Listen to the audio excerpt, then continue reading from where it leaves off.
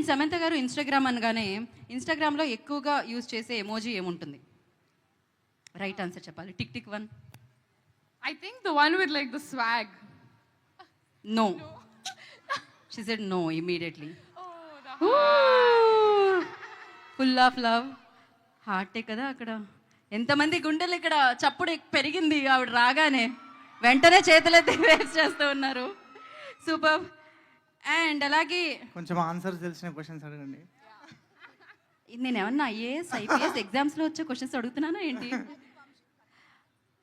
వంశీ దగ్గరికి వద్దాం మనం డెఫినెట్గా. ఇప్పుడు చాలా వస్తున్నాను మీ దగ్గరికి వస్తున్నాను. వంశీ ఆన్సర్ ఇచ్చినా బాగుంటుంది.